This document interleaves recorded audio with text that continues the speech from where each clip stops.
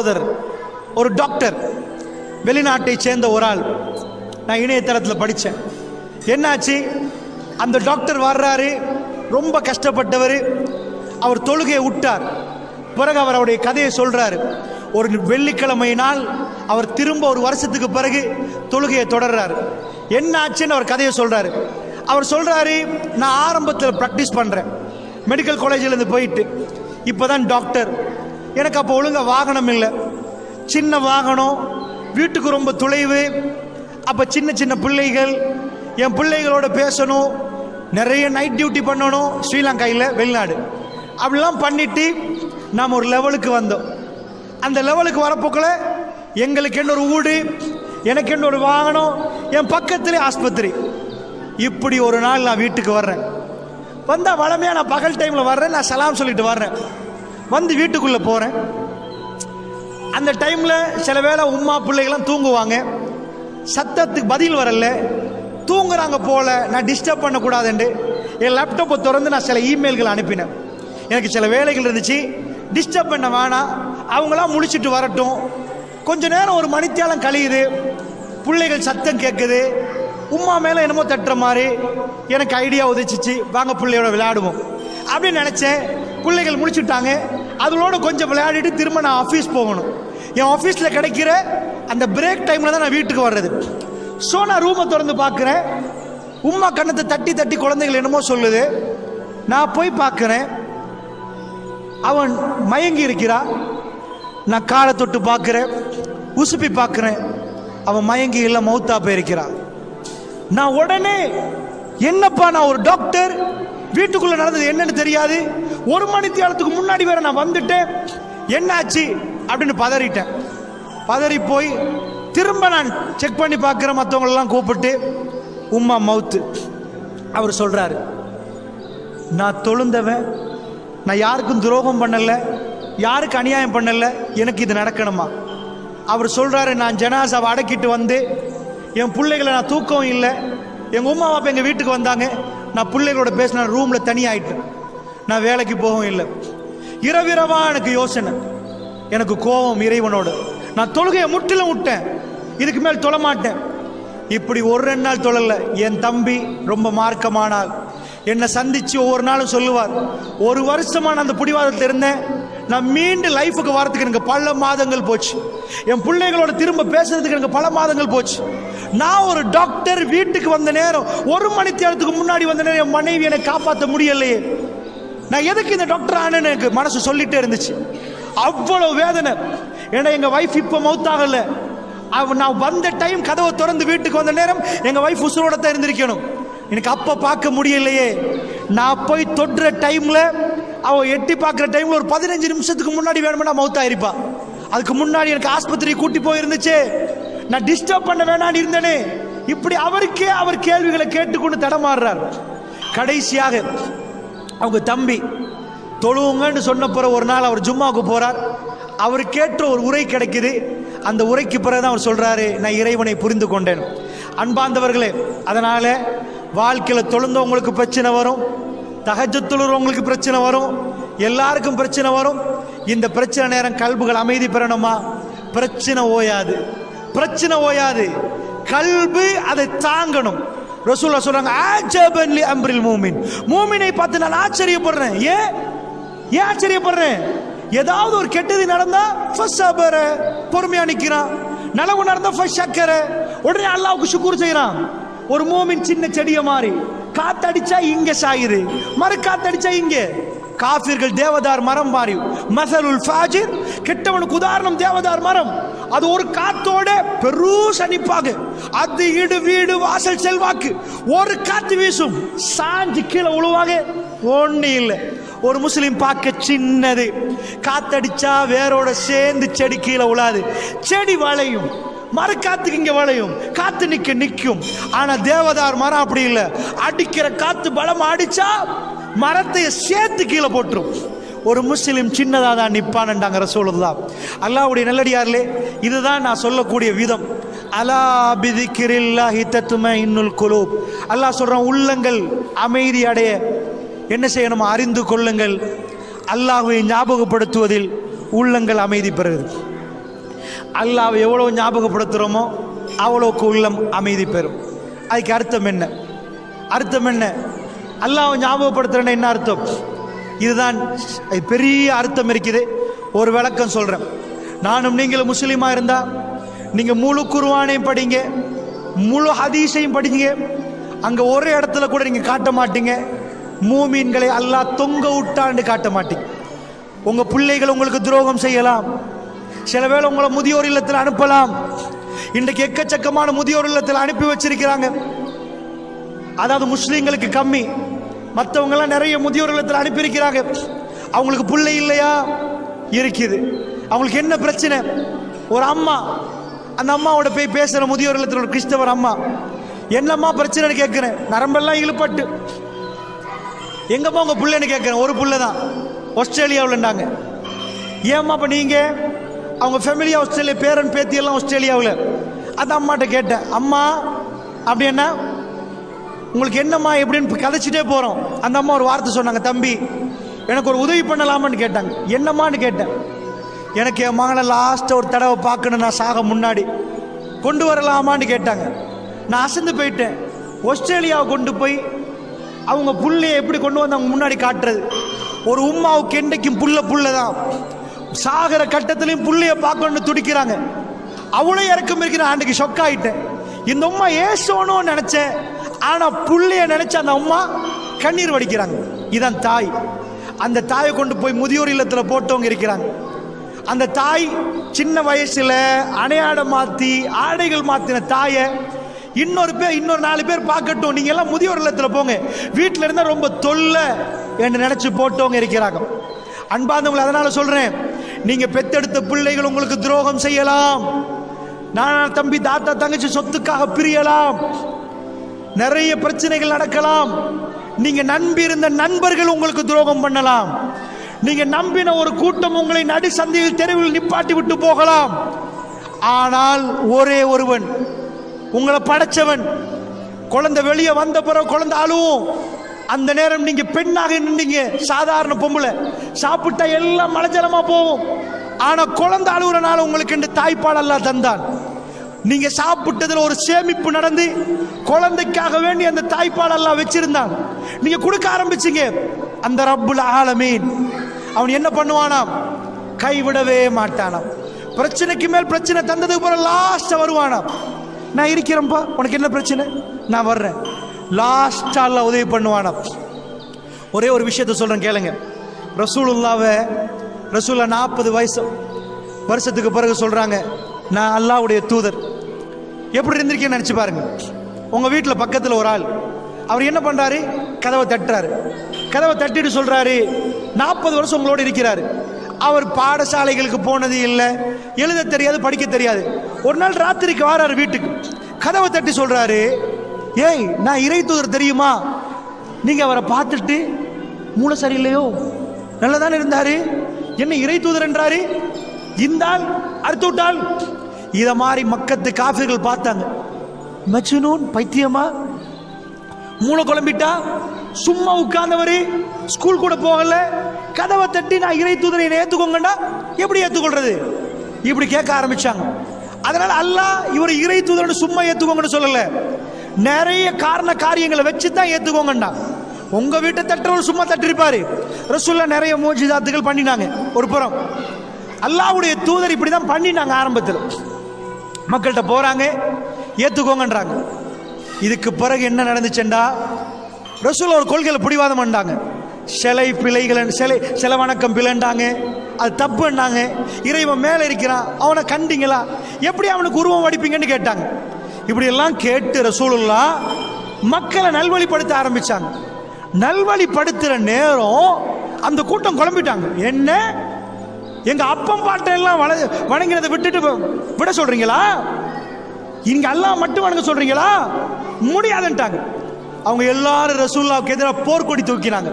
அவங்க எல்லாம் ஒரு முடிவு செஞ்சாங்க, இவரை வாழ விட கூடாதுன்னு முடிவு செஞ்சாங்க. நாங்க இது எதுக்கு சொல்றோம் தெரியுமா? யோசிச்சு பாருங்க. இன்னல்லாஹ மஅஸ்ஸாபிரீன், பொறுமையாளரோட அல்லாஹ் இருக்கிறான். 1000 பிரச்சனை வரட்டும், பிரச்சனைக்கு தீர்வு கொடுக்க ஒருத்தர் உங்களுக்கு பக்கத்தில் நின்றா நீங்க ஏன் கவலைப்படுறீங்க? நீங்க ஏன் பயப்படுறீங்க? பெருமான ஸல்லல்லாஹு அலைஹி வஸல்லம் என்ன செய்றாங்க? அல்லாஹ் சொல்றான், நபியே உங்களை கொல்ல போறாங்க, போங்க. எப்படி போகணும்? உங்க ஊர் மக்களை நேரத்தோட அனுப்புங்க. 90களில் இந்த ஊர்ல ஒரே நாள்ல உங்களை அனுப்பினாங்க. உடுத்த உடுப்போட பேக்கோட நீங்க கிளம்பி போனீங்க. எதுக்கு போனீங்க? உசிரி இருந்தா போன சொத்தை திரும்ப சம்பாதிக்கலான்னு. சஹாபாக்கள் அப்படிதான் போனாங்க. எல்லாம் காலி போங்கன்ட்டாங்க, அனுப்பிட்டாங்க. ரசூலுல்லாஹ் இருக்கிறாங்க. அல்லாஹ் சொன்னார், நபியே நீங்க போகாது, நீங்க இருங்க. நான் கேட்கிறேன், யாருக்காக பகை வந்துச்சோ, யாரை கொல்லலாம், யாருக்காக சண்டை பிடிக்கிறாங்களோ அந்த நபி அல்லாஹ் உட்கார வைக்கிறான். சஹாபாக்கள் ஒரு பகுதி அனுப்பிட்ட நேரத்தோடு நீங்க போங்க. அச்சுறுத்தல் நபிக்கு, இந்த சஹாபாக்களுக்கு. இப்ப ரசூலுல்லாஹ் இருக்கிறாங்க. சரி, என்ன நடந்திருக்கணும்? சரிப்பா, நீங்க எல்லாம் பாடி கார்டு மாதிரி இருங்க, எனக்கு தான் பிரச்சனை கூட. இல்லப்பா நீங்க முந்துங்க, அல்லாஹ் உங்களுக்கு அனுமதி தந்தா, எனக்கு எல்லாம் அனுமதி தரல, நான் இருந்து தான் அவங்களோட மக்கள்ட்டாங்க. எனக்கு எல்லாம் மெசேஜ் தர காட்டினா இருக்கணும். இப்ப யார் இருக்குது? கொஞ்சம் தோழர்கள் இருக்கிறாங்க. அபூபக்கர் சித்திக் அவங்க, அலி பின் அபி தாலிப், கொஞ்சம் பேர் இருக்கிறாங்க. ஒரு பகுதி மதீனாவுக்கு போயிட்டாங்க, ஒரு பகுதி அபிஷேனியாவுக்கு போயிட்டாங்க. இப்ப என்ன ஆகுது? ரசூலுல்லாஹ் அல்லாஹ் வகை அறிவிக்கிறான், நபியே கிளம்புங்க. எப்ப கிளம்புங்கன்றான்? எல்லாம் சேர்ந்து மஷூரா. இவர் கை பலகீனமாயிட்டு இப்ப, ஏன்னா இவரோட இருந்த சகாக்களே போயிட்டாங்க, அனுப்பி வச்சிட்டார். இவர் எப்படிப்பட்ட ஆள்? இவருக்கு மூளை இருக்குதா? இவரையாவது இருந்தா பிரபாகர் என்ன செஞ்சான்? வெள்ளமுள்ளி வாய்க்கால்ல லாஸ்ட் மக்களை எடுத்து எடுத்து எடுத்து எடுத்து அவனோட மக்களை வச்சு கொண்டான். ஏன்? அந்த மக்கள் இருந்தா தான் அவனுக்கு பாதுகாப்பு. சோ அவன் லாஸ்ட் வரைக்கும் சஹாக்களை விடல, சஹாக்கள் அவன் பக்கத்துல நிக்கணும். ரசூலுல்லாஹ் என்ன பண்ணிட்டாங்க? சஹாபாக்களை முன்னாடி அனுப்பி, நீங்க போங்கம்மா, அல்லாஹ் என்னோட இருக்கிறான். காபீர்களுக்கு இப்போ ஒரு சான்ஸ், இவரை கொன்றுவோம், இவரை காலி பண்ணுவோம். நைட் மஷூரா பண்றாங்க. 7 வானத்திலிருந்து அல்லாஹ் ரப்புல் ஆலமீன் மெசேஜ் அனுப்புறான். என்ன மெசேஜ் அனுப்புறான்? நபியே நீங்க போங்க. எப்படி போகணும்? அபூபக்கர் ரலியல்லாஹு அன்ஹு போகணும். என்ன? மக்காவிலிருந்து மதீனாவுக்கு கிட்டத்தட்ட 9 நாள். சிம்பிளா வலப்போடி பிடிக்கலாம். இவங்களுக்கு மட்டும்தான் ரோட் தெரியுமா? மற்ற யாருக்கு ரோட் தெரியாதா? இங்க இருந்து நான் நடந்து போறேன்னு வைங்க, அல்லது ஸ்லோவா போற ஒரு வாகனத்துல போறேன்னு வைங்க, நான் போனா எப்படி போவேன்? என்ன பிடிக்கல, முருகனுக்கு போற வழியில நீங்க பிடிக்க மாட்டீங்க, சிம்பிளா பிடிப்பீங்க. நீங்க ஊர் வாசிகள். ரசூல் அபூபக்கர் நைட்டுக்கு வர்றாங்க, வாங்க போவோம் அப்படின்ட்டாங்க. அல்லாஹ் சொல்ற, நபியே உங்களை நான் பாதுகாப்பு, உங்களுக்கு நான் பாதுகாப்பு. 7 மண்டை ஏதாவது பண்ண பார்ப்போம். பிரச்சனையை உச்ச கட்டத்துக்கு அல்லாஹ் எடுப்பான். எடுத்து போட்டு அவன் இருக்கிறான் என்பதை காட்டுவான். இதான் அல்லாஹ்ட சுன்னா. அல்லாஹ்ட வழிமுறை என்ன? உலகமே சேரும், கொல்லுவோம் கொல்லுவோம் இல்ல. மதீனாவுக்கு வந்தாங்க. பத்ர்ல அபூஜகல், உத்துபா, ஷைபா, உமையா, மக்காவுடைய தலைவர்கள் காலி. வந்த எல்லாம் காலி. ரசூலா கிட்ட போய் கேட்கிறாங்க, செத்த உடம்புகள்கிட்ட, ஹல் வஜத்தும் மா வஅத ரப்புக்கும் ஹக்கா, உங்க ரப்புடைய வாக்குறுதி உண்மைன்னு இப்ப புரியுறீங்களா? செத்து போயிட்டாங்க. மக்காவுடைய தலைவர் காலி. 2 உஹது. அவ்வளவு தூரத்துல இருந்து வர்றாங்க. எதுக்கு வந்தாங்க தெரியுமா? அபூஜகல் மகன் இக்ரிமா பின் அபூஜகல். அபூஜகல் வாரான். யாரு? இக்ரிமா வாரான். வாப்பாவை கொண்டியா கொல்லுவேன். கிட்ட வந்தார்கள், அடித்தார்கள். ரசூலுல்லாஹ்வுடைய பல்லு உடைஞ்சிச்சு, நெத்தியால ரத்தம் போகுது. வல்லாஹு யஸ்முக மினன் நாஸ், நபியே மனிதர்கள்ட்ட இருந்து அல்லாஹ் உங்களை பாதுகாப்பான். ரசூலுல்லாஹ் லாஸ்ட் வரைக்கும் அவங்க வீட்டில் மௌத்தாகிறாங்களே தவிர அவர்களை தேடினார்கள். 10,000 பேர் படை கிளம்பி வந்தாங்க. அஹ்ஸாப் 10,000 பேர். அவங்களுக்கு என்ன வேணும்? மதீனாவை ரவுண்ட் அப் பண்ணிட்டாங்க. இவரை வாழ வைக்க கூடாது, இவரை காலி பண்ணணும். எப்படி இருக்கு? உங்க ஊரை ரவுண்ட் அப் பண்ணினா சாவடி போண்டு. ரசூல் எப்படி நிக்கிறாங்க? அல்லாஹ் ஜல்ல ஷானுஹு வ தஆலா ரசூலுல்லாஹ்வை பாதுகாக்கிறான். உங்களுக்கு புரியுதா? அல்லாஹ் கைவிட்டானா பாதுகாத்தானா? இப்ப சொல்றேன், வல்லாஹி எனக்கும் உங்களுக்கும் பிரச்சனை நிக்காது. சஜதாவுல உளுந்த எங்களை அல்லாஹ் ஒரு நாளும் கைவிட மாட்டான். பிரச்சனையோட முடிவு சுகமா இருக்கு. நாங்க அல்லாஹ்வை மறுத்து போனா பிரச்சனையோட முடிவு கசப்பா இருக்கு. தாங்குற இதயத்தை தருவான் அல்லாஹ், தாக்கு பிடிக்கிற சக்தியை தருவான் அல்லாஹ். ரசூலுல்லாஹ் கையில குழந்தை ஜனாசா. இப்ராஹிம் மௌத்தா போறாரு, கடைசி ஆம்பளை புள்ள. ரசூலுல்லாஹ் இப்ராஹிம் ஏன் பேர் வச்சாங்க? இப்ராஹிம் நபி மாறி வரணும், அவ்வளவு இறக்கும். குழந்தைய கொண்டு வராங்க. 18 மாசம் 1.5 வயசு, மூச்சு திணறுது குழந்தை. ரசூலுல்லாஹ் கையில குழந்தை, கண்ணால ஓடுது ரசூலுல்லாஹ். ஏண்டா லாஸ்ட் கிடைச்ச ஆம்பளை புள்ள. அப்துல்லா முடிஞ்சு, காசி முடிஞ்சு, இப்ராஹிம், இது லாஸ்ட் கிடைச்ச ஆம்பளை புள்ள. ரசூலா கண்ணால ஓடுது.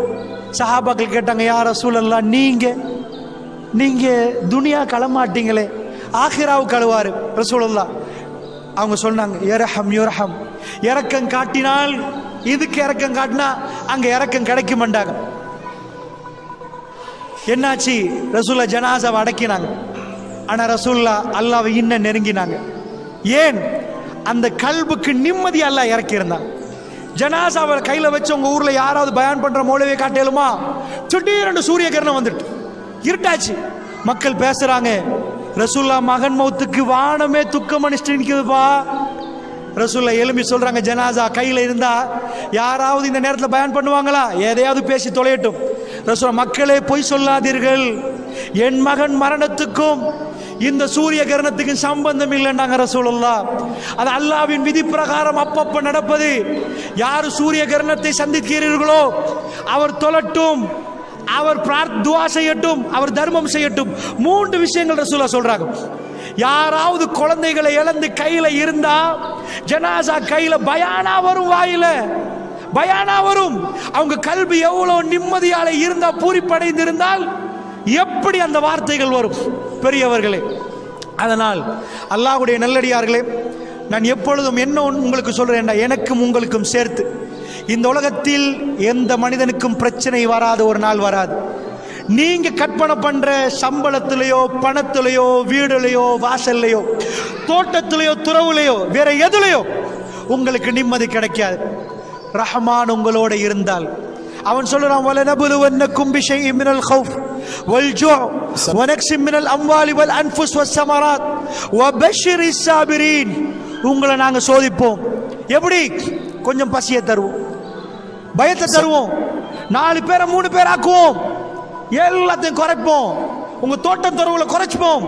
இப்படி எல்லாம் சோதிக்கிற நேரம் வபஷ்ஷிரிஸ் ஸாபிரீன், நபியே ரகசியத்தை சொல்லித்தானே, பொறுமையா அல்லாஹ் என்ன கைவிட மாட்டான், என் ரப்பு என்ன கைவிட மாட்டான், ஒரு நாளும் கைவிட மாட்டான். யாரு நம்புறார்களோ அவங்கள்ட்ட போய் சுபசோபனம் சொல்லுங்கள், அவர்கள் என்னை கண்டுகொள்வார்கள். நபியே ஃபபஷ்ஷிரிஸ் ஸாபிரீன், அவர்கள்ட்ட போய் சுபசோபனம் சொல்லுங்க. அல்லாஹ் பிராடோ வச்சவங்களுக்கு சுபசோபனம் சொல்லி அனுப்பல. யார் இழந்துட்டு என் ரப்பு என்ன விட மாட்டான், அவன் எனக்கு பாதுகாப்பு, அவன் நிச்சயமா எனக்கு பாதுகாப்பு உத்தரவாதம் என்று நம்புறானோ, நபி அவர்களை நான் கைவிட மாட்டேன், ஒரு நாளும் இல்லை. இன்னல்லாஹ மஅஸ் ஸாபிரீன், பொறுமையாளர்களோடு அல்லாஹ் இருக்கிறான்.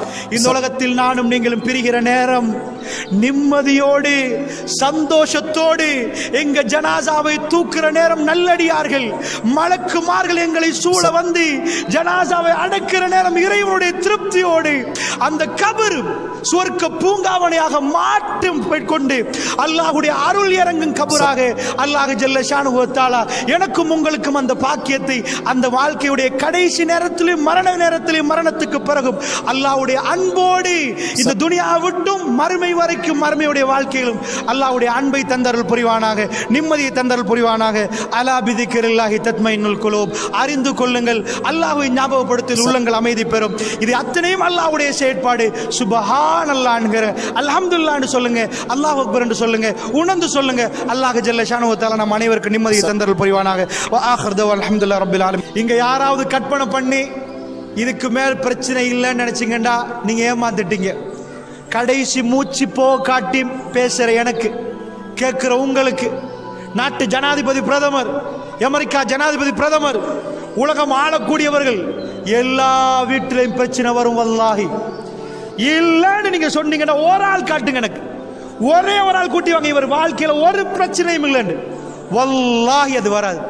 கடல்கள் அலை எப்படி அழியுமோ, ஓயாத அலைகள் அடிச்சுட்டே இருக்குமோ, பிரச்சனைகள் ஓயாது. இப்பதான் ஒரு பிரச்சனைக்கு முகம் கொடுத்துட்டு அல்ஹம்துலில்லாஹ் புள்ளி ஆஸ்பத்திரியில இருந்து கொண்டு வந்து வீட்டுல வச்சிருப்பீங்க, அடுத்த பிரச்சனை கதவை தட்டும். என்ன கதவை தட்டும்? மனைவி மௌத்தாகிட்டானு. இந்த பிரச்சனை அந்த பிரச்சனையோட சின்னதேன்னு நினைக்கும். ரெண்டாவது அந்த பிரச்சனை அதை விட பெருசா இருக்கும். அதுக்கு முடிச்சுட்டு திரும்ப தட்டி பார்ப்போம், எல்லாம் முடிஞ்சு நினைப்பீங்க.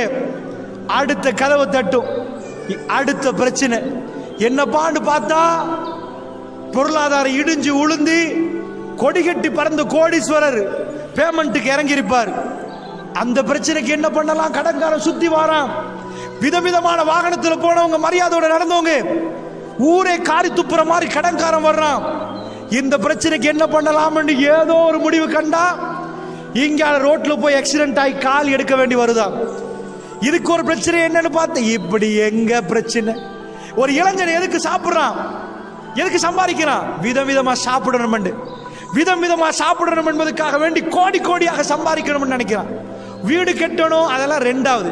இளைஞர்களை நீங்க பாத்தீங்கன்னா கொழும்புல அவங்க கூட்டமா வந்து ஒரு ஹோட்டல்ல உட்காருவாங்க. உட்கார்ந்துட்டு எவ்வளவெல்லாம் கிடைக்குது எல்லாரும் போட்டு கொஞ்சம் சாப்பிடணும். எவ்வளவு நேரம் எடுத்து சாப்பிடணும்? 1 மணி நேரம் எடுத்து சாப்பிடணும். சிரிக்கணுமா, சந்தோஷப்படணுமா, அந்த சாப்பாடு தான் ஜோலி. இதுக்காக வேண்டிதான் எதையெல்லாம் பண்ணிட்டு வந்து அந்த கூட்டம் சேருவாங்க. கொஞ்சம் புள்ள குட்டின்னு வரப்போக்கல பிள்ளைகளுக்காக யோசிச்சு 2வது கட்டம் வீடு கட்டுறதெல்லாம் பார்ப்பாங்க. நான் கேட்கிறேன், சாப்பிட்றதுக்காக வேண்டிதான் ஒருத்தன் பணம் சம்பாதிச்சான், அதான் மெயின். அதுக்கப்புறம் தான் வீடு வாசல். அல்லாஹ் என்ன பண்ணிட்டான் தெரியுமா? சாப்பிடவா, அவன்கிட்ட பிடுங்கி இவன்கிட்ட பிடுங்கியா, சரி சாப்பிடு. பெரிய பெரிய பார்ட்டிகளுக்கெல்லாம் போனா, பெரிய ஃபங்க்ஷனுக்கு போனா பெரும் பகுதியானவங்க சாப்பிடவே மாட்டாங்க. டீயை கொடுத்தா கேட்பாங்க, சீனி போட்டா இருக்குது, உப்பா போட்டு தருவான். டீல சீனி போடாம சீனி போட்டான்னு கேட்பாங்க, வேணாண்டுவாங்க. எது போட்டா டேஸ்ட் வருமோ அண்டா கணக்கில் ஆக்கிட்டீங்க. உப்பு கொஞ்சம் போட்டாதான் அது சாப்பாடு இருக்கு, இல்லாட்டி சப்புண்டு ஆகிடும். உலகத்தில் ஆக நம்பவன் கோக்கியை கொண்டு வந்து ஆக்குறீங்க. அவர் உப்பு போடலன்னு வைங்க, உலகத்தில் எல்லா மிளகா எல்லாத்தையும் போட்டாரு, உப்பு மட்டும் இல்லைன்னு வைங்க, சாப்பாடு ஏறாது. என்னாச்சு தெரியுமா? பெரிய பெரிய ஆட்கள்லாம் பிரஷர் வந்தா உப்பு கம்மியா வேணுமா, சுகர் வந்தா சீனியை குறைச்சிடணுமா. எது 2 மெயின் ஐட்டம் நாக்குக்கு. இந்த 2 ஐட்டம் இல்லாட்டி சாப்பாடு சாப்பிடாம இருக்கலாம். அவனுக்குதா அல்லாஹ் என்ன பண்ணிட்டான் தெரியுமா? பெரிய ஆட்கள் வந்து உட்கார்ந்து இருப்பான், வெள்ளையும் சொல்லையுமா உடுத்துட்டு, அவன் பக்கத்துல புஃபே விரிச்சு வச்சிருப்பாங்க. அப்படி சாப்பாடு. சோப்பு சோறு கிடைக்குமான்னு கேட்பான். உப்பு கொஞ்சம் குறைச்சே போட்டுருவோம், அதுக்கு தின்னாமலே இருக்கலாமே, ஏதாவது உள்ள அனுப்பிடலாமே. நாக்கால் அனுப்ப வேண்டிய தேவையில்லை, பட்டை போட்டு இங்கே நேரடி அனுப்பலாம். நாக்கு எதுக்கு தெரியுமா? சாப்பாடு என்பது பசிக்கு மட்டுமல்ல, சுவையையும் சேர்த்து அதை அனுபவிக்கிறது என்பது தனி. ஒரு ஆள் ஜனாதிபதி ஆயிட்டாரு, எப்படி கொண்டாடுவாரு? இரவு எல்லாரையும் கூப்பிட்டு ஒரு சாப்பாடு கொடுப்பாரு. ஒரு ஆளுக்கு குழந்தை கிடைச்சிட்டு சந்தோஷம் ரொம்ப, என்ன பண்ணலாம் கூட சாப்பாடு. ஒரு ஆள் கல்யாணம் முடிக்கிறாரு, ரொம்ப பெரிய சந்தோஷம், என்ன பண்ணலாம் கூட சாப்பாடு கொடுக்கலாம். அல்லாஹ்வுடைய நல்லடியார்களே, சாப்பாடு என்பது மனுஷன் எவ்வளவுதான் சாப்பிட்டாலும், எவ்வளவுதான் அவனுக்கு கோடிக்கணக்கில் இருந்தாலும், இன்னொரு ஆள் சாப்பாடு போடுறான்னு கூப்பிட்டா எல்லாத்தையும் விட்டுட்டு போயிடுவான். அதுக்கு தனியான ஒரு மரியாதை எல்லாம் வச்சிருக்கிறான். ஆம்பளை பொம்பளை அந்த சாப்பாடுக்கு போவா, சாப்பிட்றதுக்கு இல்லை, உடுக்கிறதுக்கு, உடுப்பை கொஞ்சம் காட்டுறதுக்கு, அந்த மாதிரி உடுக்கிறதுக்கு அவங்க லெவல் வேற. ஆம்பளை இது. நான் என்ன கேட்கிறேன்டா, இதுக்காக வேண்டி சம்பாரிச்சு கோடி கோடியா கொட்டி வச்சவனுக்கு எண்ணெயிலையா பொறிச்சு நம்ம தண்ணியிலையா பொறிப்பான். எண்ணெய் வேணாம், கொலஸ்ட்ரால்ன்றான். அட என்ன சாப்பாடு தான் டேஸ்ட் ஒரு வகையில், உப்பு போட்டால் தான் டேஸ்ட், உப்பு வேணாம் பிரஷர்ன்றான், சுகரா அது வேணான்றான், அது சீனி வேணாம். எந்த மூலப்பொருள்கள் வேணுமோ, ஏது டேஸ்டுக்கு மூல காரணியோ அது எல்லாத்தையும் தள்ளி வைக்க சொல்றான். இது எப்படி இருக்குன்னு நினைக்கிறீங்க? புரியுதா? அது நல்லவனுக்கு வரும், கெட்டவனுக்கு வரும். நான் என்ன சொல்லுவேன், எது வந்தாலும் அல்லாஹ் ரப்புல் ஆலமீன் நிம்மதி அறிக்கை ஒரு வழி சொல்லி தர்றான். தாய்மார்களே, இது எல்லாம் வரும். உலகத்தில் பணம் சம்பாதிச்சு விதம் விதமா சாப்பிடணும் முடிவெடுத்தவங்க எல்லாம் சாப்பிட்டு முடிச்சிட்டாங்களான்னு நான் கேட்கிறேன். சாப்பிட்டு முடிச்சிட்டாங்களா? இல்ல, அவங்களால சாப்பிட முடியல. உங்க ஊர்களில் எப்படின்னு தெரியாது. கொழும்புல வந்தா இப்ப எல்லாம் முக்காவாசி வழிமால சாப்பாடெல்லாம் மீது. ஏன்னா இதுக்கு மேல ஓஹோ கஷ்டம். வட்லாப்பத்தை விட்டா பிரச்சனை கூட. டேப்லெட் 2க்கு 4 போட வேண்டி வரும். ரப்புல் ஆலமீன் அப்படி சோதிக்க ஆரம்பிச்சிருக்கிறான். ஒரு ஆள் எதுக்கு ப்ராடோ வாங்குவாரு, எதுக்கு கார் வாங்குவாரு, எதுக்கு? நடக்கவே கூடாது, அப்படி போகணும், சொகுசா போகணும். எனக்கு காட்டுங்க பார்ப்போம். பாராளுமன்றத்தில் உட்கார்றவங்கல்ல முக்காவாசி பேர் வாகனத்தை எடுத்துட்டு வீட்டு வாசலை நிப்பாட்டிட்டு ஒரு பொட்டத்தையும் கொடுத்துட்டு ஒரு டிஷர்ட்டையும் போட்டுட்டு இங்க அங்க நடப்பான். காலையில் ஒருத்தன் காரை பக்கத்தில் வச்சுட்டு நடக்கிற டைம்ல தான் அவனுக்கு வயிறே எரியும். ஒண்ணுமே இல்லாட்டி நடந்து இங்க இருந்து நடந்து போய் வர்றது வேற விஷயம். ஏன் கடைக்கு போகணும், நடக்கணும். காரை நிப்பாட்டு அதிகாலையில் எழும்பிட்டு கொழும்புல போய் பார்த்தோம்னா பாத்வே ரெடி பண்ணி வச்சிருப்பாங்க. ஜனாதிபதி உட்பட அத்தனை பேரை நடக்கணும். நடக்காட்டி உசுரே போயிடும். வேறு அதாவது நடந்தாதான் உலகத்தில் வாழ இயலும். காரை நிப்பாட்டி போட்டு விறுவிறுன்னு நடக்கிறான். இவ்வளவு வேதனையா இருக்கு. இவ்வளவு வேகமா அவன் நடந்ததே இல்லை, நடக்காட்டி செத்து போவான். சோ நீங்க பார்த்திருப்பீங்க, முன்னாடி ஜனாதிபதி, அதுக்கு முன்னாடி ஜனாதிபதிமார்கள்லாம் எங்க ஊருக்கு வந்தாலும் காலையில நடந்துருவாங்க. சோகம் நடந்துச்சு மஹிந்த ராஜபக்ச ஜனாதிபதி காலத்துல. அந்த டைம்ல ஆஸ்திரேலியா பிரதமர் ஒரு நாள் தான் வந்தான் ஒரு மீட்டிங்கு, சோகம். அப்ப நான் சொல்றது 2015க்கு முன்னாடி. நாமல் ராஜபக்சோட சேர்ந்து ஓடுறாரு, கட்டு ட்ரவுசர் கொடுத்துட்டு வந்து இறங்கி நைட் போறவரு. அங்க என்ன வேலை, கொஞ்சம் ரெஸ்ட் எடுத்துட்டு போகணும், இல்ல ஓடணும், இல்லைன்னா வாழ இயலாது, செத்து பேர் ஓடி வேர்வை வெளியாகணும். நான் கேட்கிறேன், வேர்வை வரக்கூடாதுன்னு தானே நீங்க வீட்டுக்கு ஏர் கண்டிஷன் போட்டீங்க? வேர்வை வரக்கூடாதுன்னு தானே காருக்கு ஏர் கண்டிஷன் போட்டீங்க? உலகத்தில் உள்ள விஞ்ஞானிகள்லாம் சேர்ந்து சொல்லிட்டோம், வேர்வை வராட்டி நீ செத்து போயிருவ. மழை ஜலம் எப்படி ஒரு கழிவோ, உடம்புல உள்ள கழிவு வேர்வை, அந்த வேர்வை வரண்டா விறு விறுன்னு நட, உன் உடம்புல இந்த வேர்வை வராட்டி செத்தே போயிருவேன். வேர்வை வெளியாக்கணுமா? வேலை செஞ்சு வேர்வை வெளியாக்குறது வேலை, வேர்வை வராம இருந்தனால நடந்து வேர்வை வெளியாக்கு. நான் சொல்றது புரியுதா உங்களுக்கு? தாய்மார்களே, முற்றுப்புள்ளி வைப்போம். இப்படியே பேசினா நிறைய சொல்ல வேண்டியிருக்குது. இப்ப நான் நிம்மதிக்கு வழி சொல்ல போறேன். அல்லாஹ் மீது ஆணையாக, நீங்க உட்கார்ந்து கூடி கூடி கூடி பேசினாலும், உலகம் உங்களுக்கு முழு பலத்தையும் தந்தாலும், நீங்க தான் உலகத்தை ஆள போறேன்னு தந்தாலும், உங்க அக்கவுண்ட்ல கோடி எண்ண முடியாத அளவுக்கு கோடி கணக்கில் சொத்து இருந்தாலும், வல்லாஹி என்ன ஆகும்? உங்களால நிம்மதியா வாழ இயலாது. உலகம் ஒரு தப்பு கணக்கு போட்டுச்சு. என்ன தப்பு கணக்கு? நிம்மதி என்பது உடம்புக்கா மனசுக்கா? சொல்லுங்க, நிம்மதி உடம்புக்கா மனசுக்கா? மௌலவி, மனசுக்கு. நிம்மதி உடம்புக்கு இல்ல, மனசுக்கு.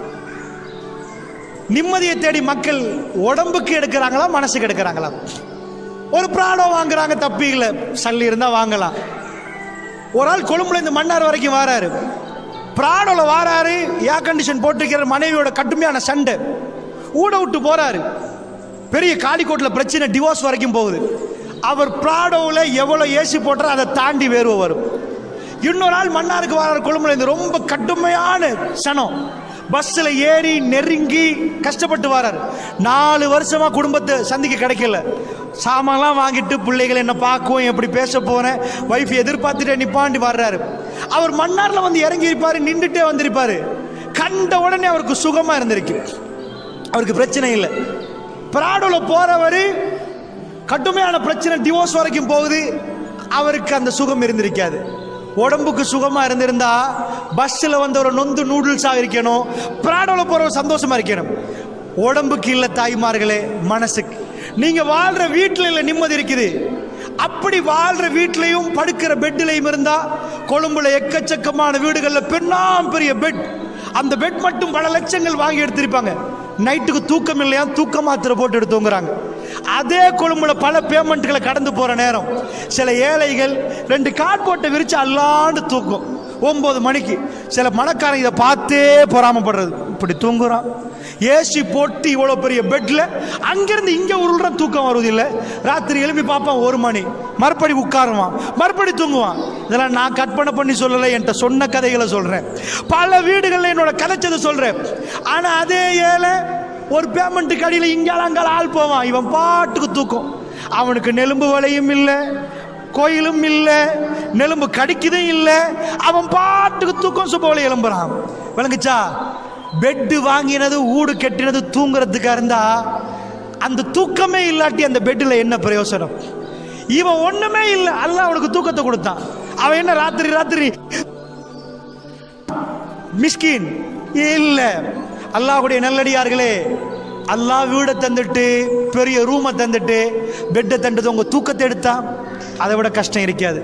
உலகத்தில் எல்லோரும் தூங்குற நேரம் தூக்கம் போகாட்டி அதை பட்ட அந்த வேதனையை பட்டவங்கள்ட்ட கேட்டா தெரியும்.